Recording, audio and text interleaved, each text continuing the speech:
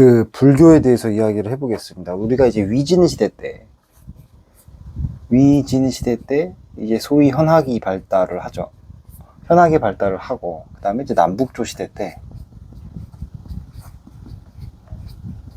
이제 불교가 전래가 됩니다. 그러다가 수당 시대 때 불교가 전성기가 되죠. 불교.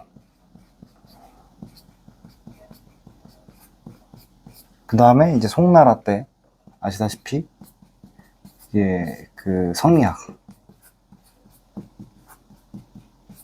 성리학이 발달을 하죠. 이렇게 하고, 그 다음에 원명청 이렇게 되죠. 원나라, 명나라, 청나라. 그 다음에 이제 중국이 되죠. 중국. 오늘날의 중국이 된다 라는 건데, 그리고 이제 저번 시간까지 제가 이제 위진 시대 때 현학은 이제 도학이죠. 도학. 여기까지 공부를 했기 때문에 오늘은 불교의 전래다. 불교 사상에 대해서 구체적으로 공부하기보다는 불교 사상의 전래 단계, 어떻게 전파가 되었는지 요 단계에 대해서 이야기를 해보자. 다음 시간부터는 불교 사상에 대해서 본격적으로 공부하는 시간이 되겠죠. 불교가 전파되기 전에 인도에 이제 불교라는 종교가 이제 나오죠. 인도 불교인데, 하여튼 인도에는 힌두교라는 종교가 있잖아요.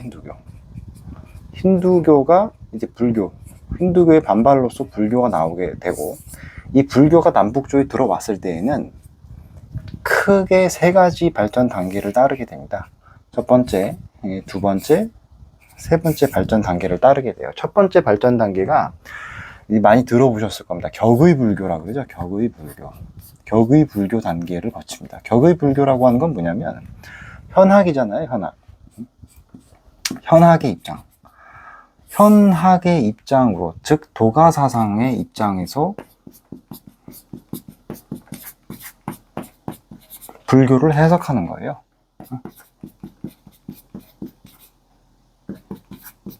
그러니까 불교 자체는 워낙에 완전한 사상 체계로 남북조 시대 때 들어왔기 때문에 이 사실은 불교 사상이 더 깊고 넓었단 말이에요. 그러니까 그거를 남북조 시대 때 현학이 설명을 제대로 할 수가 없다 보니까 이 불교 자체를 처음에는 그대로 이해하지 못하다 보니까 현학의 입장에서 도가의 사상으로 불교를 해석하는 거죠. 그걸 이제 격의 불교라고 이야기를 하고요. 그러다가 나중에는 이제 직역을 하게 됩니다. 직역. 그래서 불교만의 독자적인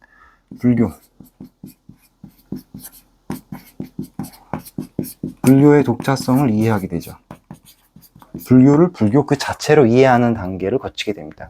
그러다가 나중에는 이제 선종이라고 이야기하는 게 나오게 되죠. 선불교 이런 게 나와요. 선불교. 여기서 말하는 선이라고 하는 거는 명상 비슷한 겁니다. 명상 비슷한 거고, 불립문자를 강조하죠. 불립문자.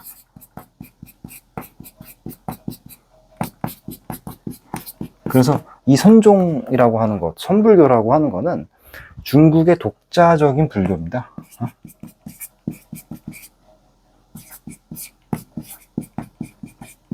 중국의 불교가 탄생한다 라는 거죠.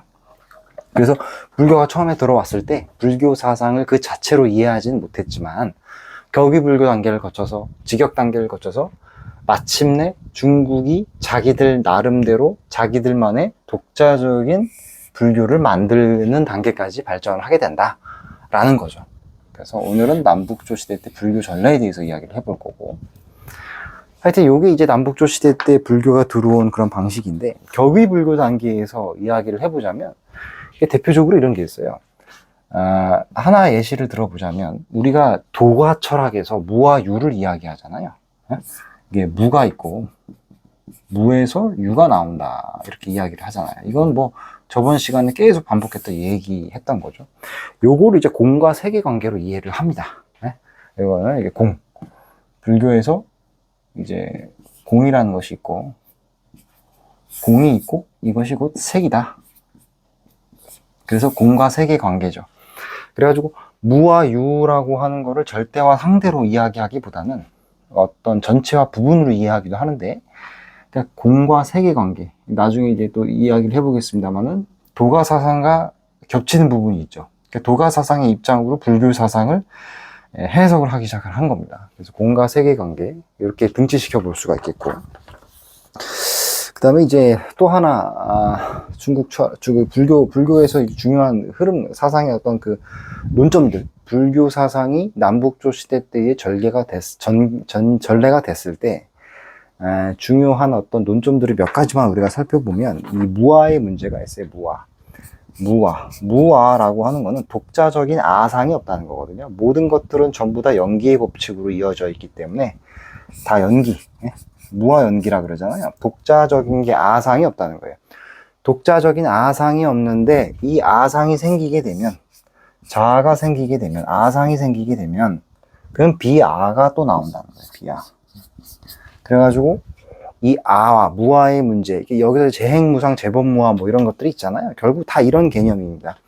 모든 것들은 연기의 법칙으로 있기 때문에 무아라고 하는 것이 있을 수가 없는데, 아상이 생겨버리게 되면 그것의 반대급부로서 비아가 나온다. 이것이 이제 제가 말하는 주관과 객관의 문제죠. 주관과 객관의 문제.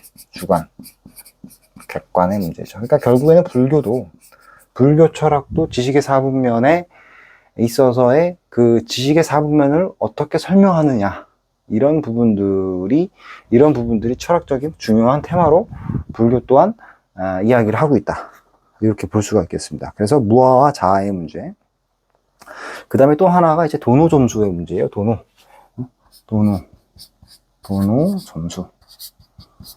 도노점수라고 하는 건 뭐냐? 도노라고 하는 건 아시다시피 이 즉각적인 깨달음이죠. 즉각적인 깨달음. 단박의 깨달음을 이야기하는 거죠. 단박의 깨달음.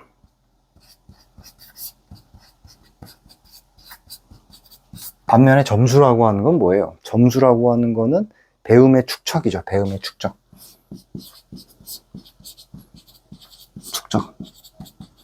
그래서 어떤 게 더 먼저냐, 어떤 게 더 중요하냐, 이렇게 이야기를 하는데, 저는 결국에는 결론적으로 이 두 개가 결국에는 다 필요하지 않나 생각을 합니다. 그래서 이제 우리 다음 시간부터 불교 사상에 대해서 깊이 있게 이야기할 때 또 나올 문제이긴 합니다만은, 결국에는 이제 도가 철학에서 입장에서 봤을 때에는 모든 사람들은 이 공의 경지 혹은 무의 경지로 가야 되거든요. 근데 그렇게 한 번에 갈 수 있으면 좋겠지만, 이 도노라고 하는 건 뭐예요? 도노라고 하는 건 무의 경지란 말이에요. 무의 경지인데, 이 무의 경지로 한 번에 갈 수 있으면 좋은데 그렇게 되지 않다는 거죠. 이게 단박에 깨닫기 위해서는 사실은 뭐가 필요하냐? 유의 축적이 필요하다는 거예요. 유의 축적이 쌓이고 쌓여서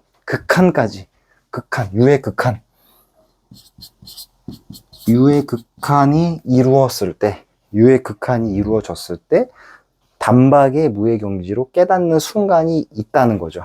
그래가지고 도노와 점수가 다 필요한 게 아닌가, 저는 뭐 그렇게 생각을 합니다. 그래가지고 오늘은 이제 요런 부분에서 이거 말고도 또 다른 여러 가지 논의들이 있습니다. 진일과 형상의 문제라든지 무상과 유상의 문제라든지 여러 가지가 있는데, 앞으로 중국 사상에 대해서는 이제 점차 조금씩 더 깊이 있게 공부를 할 거기 때문에 오늘은 여기까지만 할 거고요. 그래서 하여간 오늘의 핵심 내용은, 제가 오늘 핵심적으로 공부한 내용은, 불교는 남북조 시대 때 중국에 전파가 되었다. 인도 철학에서 불교가 들어왔는데, 이 불교가 들어왔을 때 곧바로 중국 사상에 흡수가 된 것이 아니라 도가 사상으로 불교를 해석하는 단계가 있었다. 그거를 격의불교라고 이야기한다. 그러다가 직역 단계를 거쳐가지고 나중에는 독자적인 중국만의 불교 사상을 만들기 시작을 하는데, 그거를 뭐라 그런다? 선불교라고 이야기를 한다. 중국의 독자적인 불교를 탄생시켰다라는 거죠. 그래가지고 이렇게 이야기를 해봤고, 불교 사상을 이제 도가 사상으로 이해하는 대표적인 관점 중에 하나가 무아유의 관점을 공과 세계관계, 공즉 시색, 색즉 시공 뭐 이런 게 있잖아요. 이제 그런 문제들을 이 도가 사상으로 설명을 했었고, 그 다음에 무아, 재범무아, 재행무상 이런 거 이야기할 때 모든 건 다 연계의 법칙으로 이어져 있기 때문에 아상이라고 하는 것이 있을 수가 없는데, 아상, 인간의 시계작용으로 인해서 아상이 생기게 되면 결국 주관과 객관이 분리가 된다. 그 다음에 인간의 수양에 있어서의 도노와 점수의 문제죠. 도노와 점수의 문제. 근데 이거를 저 개인적으로는 배움의 축적, 유의 극한을 추구했을 때 그 끝에 가서, 유를 계속해서 축적을 했을 때 그 끝에 가서 우리가 도노할 수 있는 것이 아니겠느냐. 무의 경지로 점프할 수 있는 거 아니겠느냐. 저는 이렇게 해석을 한다는 것이죠. 그래서 오늘은 이제 불교 전파 단계에 대해서 이야기를 해봤고요. 다음 시간부터 불교 사상에 대해서, 수당시대의 불교 사상에 대해서 조금 더 깊이 있게 공부해 보도록 하겠습니다.